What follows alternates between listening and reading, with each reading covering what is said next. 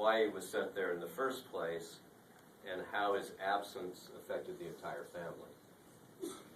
And to further set the stage, John provided me with a few words about what prompted his dad to write the letter and what impact the letter had on John.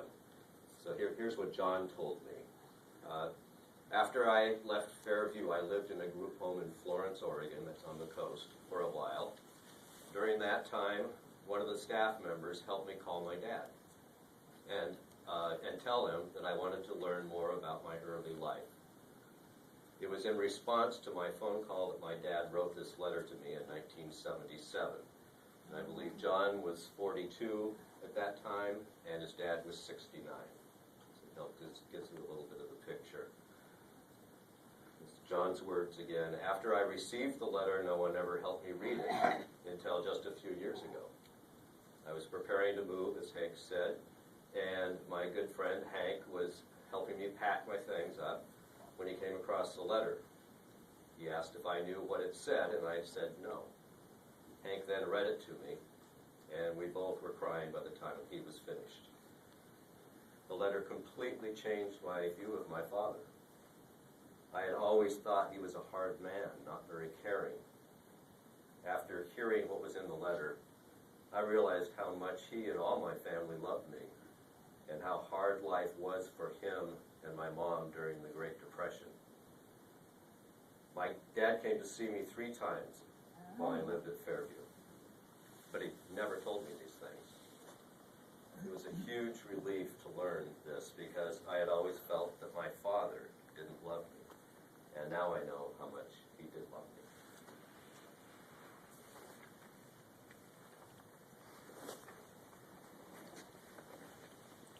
Dear John, good to hear from you. Sorry to hear you had the flu. It surely knocks the heck out of a fella, I know. I've had it too, and I just lie around and read and try not to feel sorry for myself. Anyway, I feel better now. John, it's good to have you as a son, and I love you. And I'll try in this letter to remember about your life at home before you were 5 years old. I know you are eager to hear about these years, and I can understand why, so bear with me, okay? How can I start, John? The Great Depression of the 1930s, when no jobs were to be had, especially in Oklahoma.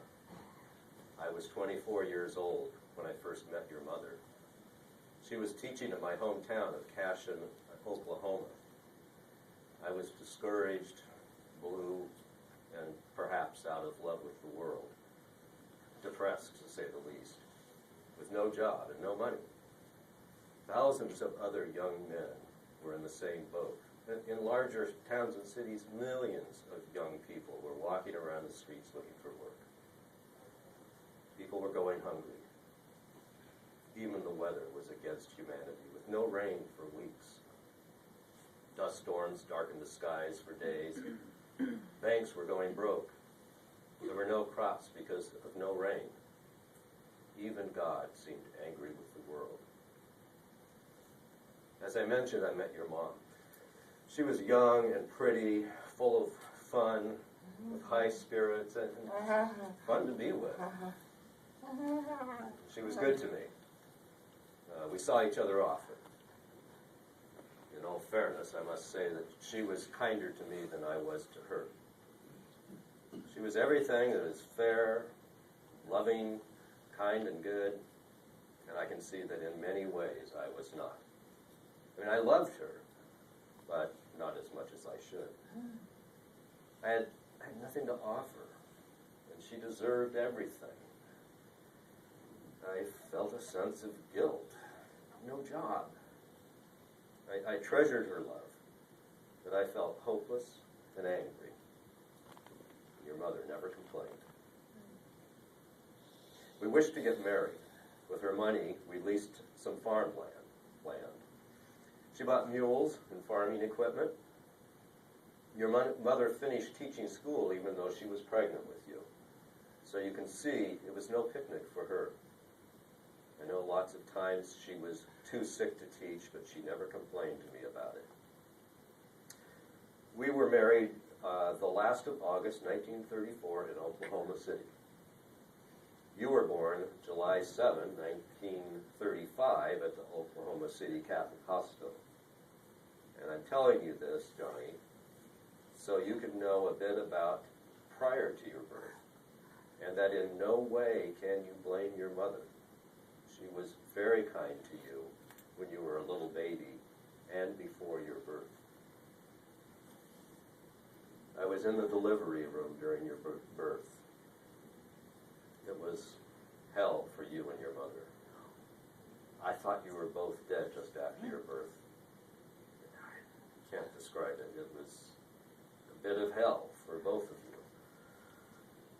I won't even try to describe how I felt. I was 27 years old in June before you were born in July, when the doctor told me 2 days later you would both live. Your mom was very sick. So were you. But to me, when I first saw you, you were the most lovely person in the whole world. For the first time, I knew what unselfish love really was. Now think what you may, this is the truth. Why, I don't know, I just knew what love was. And I cared deeply for my parents and my brothers and my sister and your mother, but there are no words for me to describe my feeling for you as I held you for the first time. You were mine. Such a lovely, really beautiful baby boy. I had no way of knowing how bad your birth defects and injuries were until much later. I'm sure your mom knew, but I refused to believe they were so serious. I could tell by the intelligent look in your eyes, how you responded to me, how you wanted me to hold you when I came home from work. Your laughter as I take you for walks down to see my mom, to the river, and especially when we could make Mr. Walker's turkey gobble.